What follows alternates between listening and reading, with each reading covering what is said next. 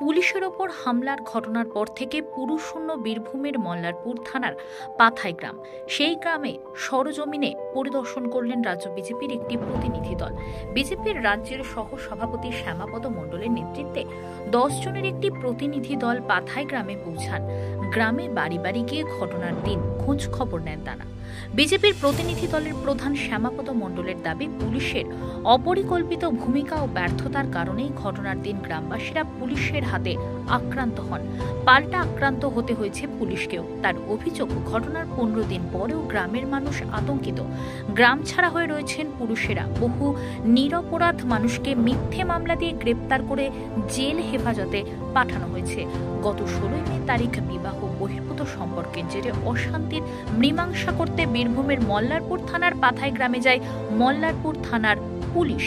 এখানে তৃণমূলের লোক গ্রামে ঢুকছে, বিজেপি যারা করে, অন্য দল যারা করে তাদেরকে গ্রামে ঢুকতে দিচ্ছে না, এইসব খবর আমাদের কাছে আছে।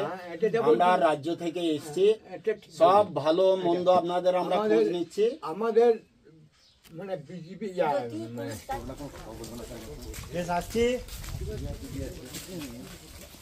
ঘটনা আমি জানি না, আমাদের এই পাড়াতে কিছু নয়। ওই পাড়াতে ছেলেটা বাড়ি এলো, গেল, ছেলেটা খেতে এসেছিল, একটা কাজ তো করে ছেলেটা, খেতে এসেছিল। সেই টাইমে হয়তো কোনো রকম ওইখানে গিয়েছিল, হয়তো জড়িয়ে গেছে। আমি ছেলেটাকে তো ছেড়ে দিলে পারতাম, এটাই আমার উদ্দেশ্য, আর কিছু না। কি নাম আপনার ছেলে? আমার ছেলের নাম অনন্ত কড়াই। কি করেছে? রেলটা ইয়েতে টিকিট দিত কাউন্টারে। এখন কোথায় আছে? এখন জানি না, মেয়েটাকে নিয়ে বাড়িতে আছি। পুলিশ কি ধরেছে আপনার ছেলেকে? আমি জানি না। আমি মানে বাড়ি ছাড়া আপনার ছেলে, আপনার স্বামী? আমিও বাড়ি ছাড়া। আজকে কারা এসেছিল? আজকে আমি পার্টির লোকে হবে হয়তো। কি বললেন ওনারা? ওনারা বললে থাকো, কোনো ভয় নাই, ভরসা আছে?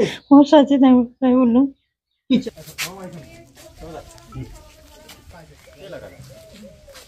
লাগানো না, লাগানো না, টান আছে।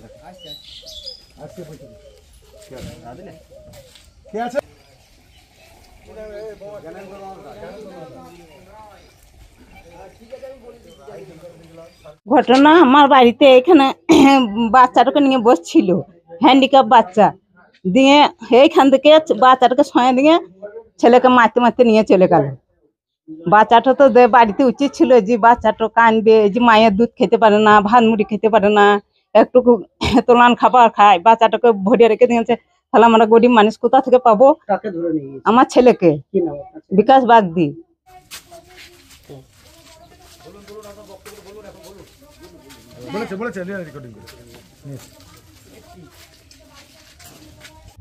দেখুন, আপনারা জানেন যে ভারতবর্ষের লোকসভা নির্বাচন, ভারত সরকার পুনরায় আবার প্রতিষ্ঠিত হবে। সেই নির্বাচনে সারা রাজ্য যখন ব্যস্ত, 13 তারিখে আমাদের এখানে সমস্ত জায়গায় নির্বাচন হয়েছে। 16 তারিখে যে কোনো একটা ঘটনা নিয়ে মল্লারপুর থানার পুলিশ আসে। আমি যেটুকু শুনেছি যে কম্প্রোমাইজ করার জন্য এসেছিল। এখন কম্প্রোমাইজ গ্রামের মধ্যে দিনের বেলায় কম্প্রোমাইজ হয়েছে, কিছু লোকজন দাঁড়িয়েছে। এখন এখানে যারা তৃণমূল করে, তারা আমাদের যারা গ্রাম পঞ্চায়েতে বিজেপির প্রার্থী হয়েছিল বুদ্ধদেব মণ্ডল, সেও দাঁড়িয়েছে। এখন তৃণমূলের নেতাদের কথা মতো পুলিশ তাকে দাঁড়াতে দেবে না, বাকি গ্রামের লোক দাঁড়িয়ে আছে। তাকে যখন পুলিশ নিষেধ করে, সে সরে গিয়ে একবারে পিছনে মানুষের দাঁড়ায়। আবার তৃণমূলের নেতা চাপ দেয়, তখন আবার পুলিশ তার কাছে যায় এবং সে বলে, দেখুন আমি তো সামনে থেকে পিছনে আছি, এত লোক দাঁড়িয়ে আছে, আমি তার আপনাদের মাঝে যাচ্ছি না। এই কথা বলার সঙ্গে সঙ্গে তাকে চট থাপ্পড় কিলঘুষি মারতে লাগে পুলিশ। এই ঘটনা যখন গ্রামে রটে যায়, যে একজন নিরপরাধ ইমেজ আছে গ্রামে, ভালো ছেলে, তাকে পুলিশ অকারণে মারছে, এই ঘটনা শুনে গ্রামের লোক ক্ষিপ্ত হয়ে পুলিশের ওপর খানিকটা আক্রমণ হয়েছে। এটাও মানে কাঙ্ক্ষিত নয় ঘটনাটা, পুলিশের ওপর আক্রমণ, এটাকে আমরা সহযোগিতা করব না বা বাহবা দেবো না। এটা